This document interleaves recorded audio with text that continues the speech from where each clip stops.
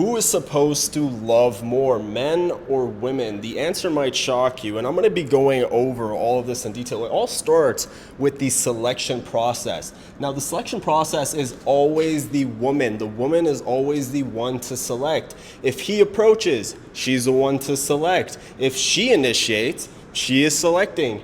If a proposal comes, where traditionally a man is coming to ask for a woman's hand, she has the right to say yes or no. She is the one who is selecting. Now, once a woman selects, it is all about the pursuit. And guess who is the one who is pursuing? It is the man.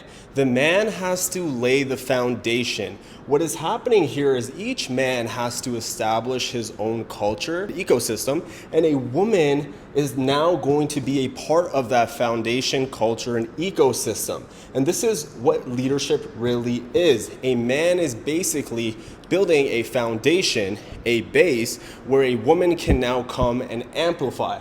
So what the man usually has to do in this case is he has to talk to the woman about values, and he has to now establish a basic level of polarity which leads to attraction. And he has to stay consistent with this, and he has to stay masculine, which means he has to be actively pursuing her and setting the ground foundation of this ecosystem.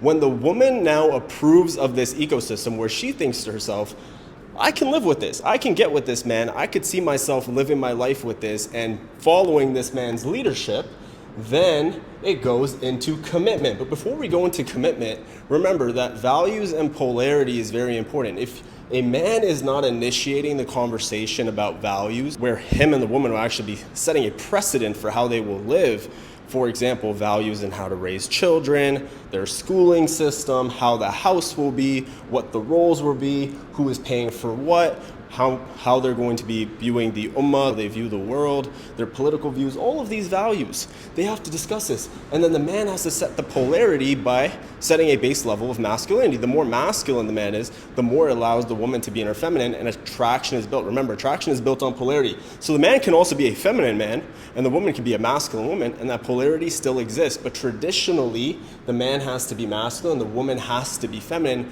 in order for the best polarity, or the natural polarity, to actually operate.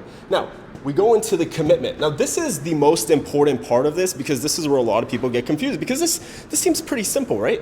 Commitment, and in this case, we're going to be talking about marriage because that's the halal commitment, the nikah. This is where the flip happens. A common mistake that men are going to make in this situation is the man is going to continue to chase and pursue. And this is where the woman gets confused. Remember that if a man continues to chase and pursue a woman after commitment has been achieved, she is going to be thinking, wait, why is this man still pursuing me? Why is this man still chasing me? I must be better than him. And a woman wants to be with a man who is naturally better than her, a man who is leading her, a man who is teaching her things. So if a man makes this mistake where even though he's secured commitment from a woman, he still thinks he hasn't secured commitment, so he continues pursuing her, he continues chasing her, he continues seeking validation and reassurance that she still likes him, she will get confused and she will start to pull back and potentially even leave him, lose respect for him. It could even lead to infidelity in some cases, depending on the core values of the woman. Now, what does a man really have to do here is he needs to stop pursuing, stop chasing. Now, a lot of sisters are going to get confused when I say this, because sisters might be thinking, wait, you're telling the man to stop pursuing? No, there's a difference between pursuing, chasing, and leadership. And I'm going to explain the difference in just a second. A man needs to stop seeking validation, stop seeking reassurance, and stop pursuing as if he doesn't have the girl yet. That's what he needs to stop doing. So once the commitment happens, there is a flip. And the roles start to flip here. Now, remember how I said that the man is going to be the one who's pursuing here? After commitment is achieved, it becomes the woman who becomes more actively pursuing the man in a feminine energy. I'm going to explain this in just a second. So this is how it's going to work. So the man has a role and a woman has a role. The man's role is to be on his purpose. His presence, he has to be present with his woman anytime that he is with her. So when he's on his purpose, he is on his purpose. He is compartmentalizing. He is not mixing his presence with his woman and his presence within his purpose. His purpose is completely on a different end of the spectrum, and he is not mixing the two. So when he's involved in his purpose, he is not talking about it, he is just doing it. He's walking the walk, not talking the talk. When he is with his woman, he leaves that purpose at the door, outside, and he comes into his home and embraces his woman, is present with her, playful with her, good, healthy banter is really enjoying his time with this woman, because what happens here is a woman is going to be missing him while he's out doing whatever he is with his purpose, because women build a lot of connection with time apart. Every single moment that she's not spending time with him, she is missing him. And when he comes back home, he is now taking all of that fantasy that she had and fulfilling that fantasy. So he needs to leave that purpose at the door. The next thing, he's going to be present, like I said. He's going to plan dates. He's not going to ask for permission. A masculine man does not ask for permission. He plans date. He's spontaneous. He takes her on trips. He leads the way. He is a leader. And this is what I mean, is the man doesn't technically stop pursuing, but he becomes a man who leads without seeking permission, a real masculine leader. He protects, he provides, and he listens. He becomes that safe space for the woman to vent to, and all he does is listen. He has to be able to have the good discernment if he's going to provide a solution or if he's just going to listen and validate. And in most cases, it's going to be listen and validate. A good question a man can ask a woman in this case is, do you want me to listen to you, or do you want me to provide you a solution? And women appreciate this question, and she's going to tell you exactly what she needs in that moment. Now, what is a woman going to do? A woman is going to be actively pursuing in a feminine fashion, which means that she's doing this because it's in her feminine nature to nurture the relationship. Women are amplifiers and nurturers of relationships. So she's going to do everything to nurture the relationship as long as the man is in a masculine role that I described earlier. She's going to nurture the relationship. Anything that he has built, the house will turn into a home, the garden will start to have fruits, the money will multiply, everything will become nurtured and more organized and better, and it's going to blossom. This is where peace and tranquility is formed. The bond is going to be formed through oxytocin if the man is present with his woman.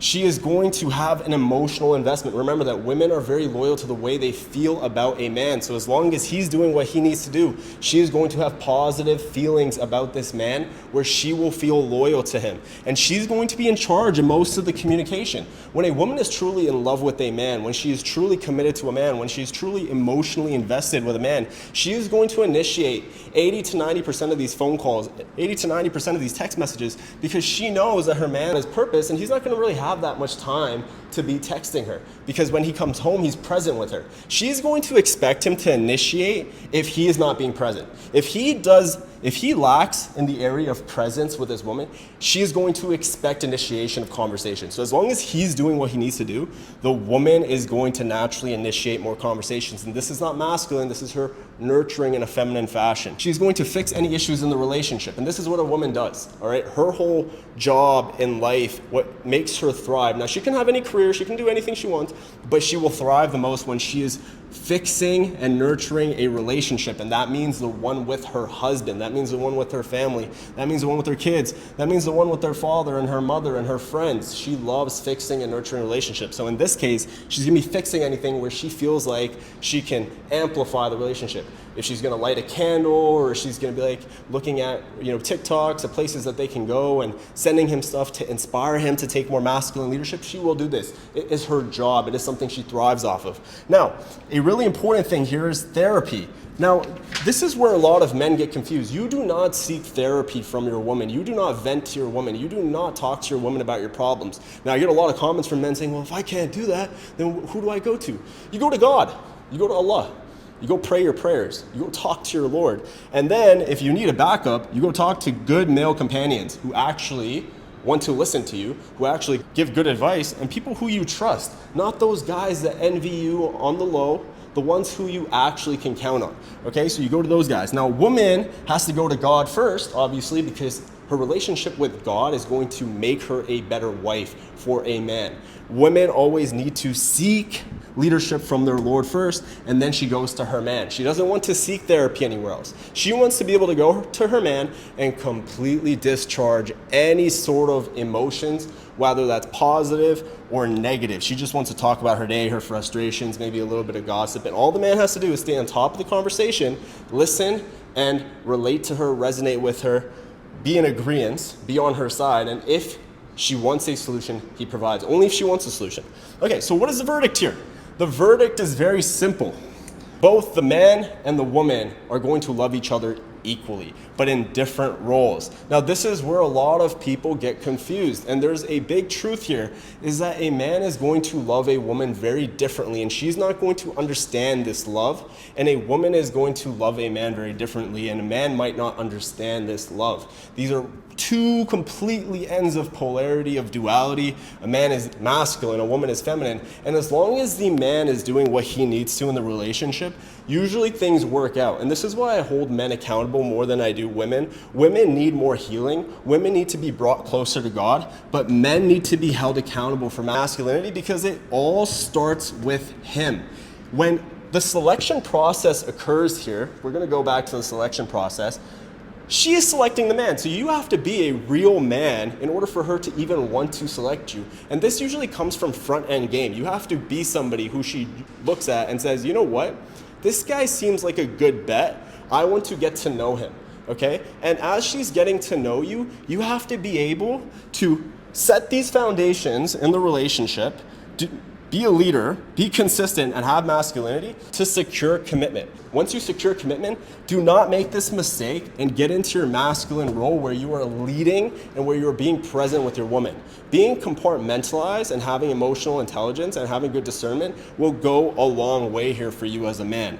For a woman, she just has to take a back seat and do whatever the man wants her to do in this case, but she will not respect you, listen to you, follow your leadership if you are lacking grounded masculinity. We're not talking about being tyrannical here. We're not talking about bossing your woman around. We are talking about being grounded, listening more than you speak, and understanding where she's coming from. As long as you can understand that a woman's logic is emotion and she's going to feel first and then justify with logic later, you will be winning. So her whole loyalty to your relationship is going to be based off of how she feels about you, not what you do for her. What you do for her is the bare minimum. You have to make her feel some sort of emotion towards you in order to keep her loyalty. And that is going to be coming through good leadership, spontaneity, through protection, through provision, and actually listening to her, which may actually be the most important part of this whole whiteboard. And as long as you are on your purpose as a man, as long as you are on your purpose, she won't have complaints. But it's never only about purpose. And this is why a lot of billionaires like Jeff Bezos will get divorced. It doesn't matter how much money you have. It doesn't matter what your purpose is. If you are not doing the other stuff, she will leave you. Remember, a woman is loyal to how she feels about you. That's it, period. So, what is the verdict? Both love equally in different roles. Neither a man should love a woman more or a woman should love a man more to make it work. I put a poll out on my Instagram and most people voted that the man should be more obsessed. No, a man should just be in his masculine, in his leadership, take initiation, and be of good judgment, of good discernment, have emotional intelligence to be able to actually lead a relationship and have it last long term. And if you're watching this video on Instagram, I have a full video on YouTube that breaks this down in absolute detail. Be sure to watch that. The link is in my bio.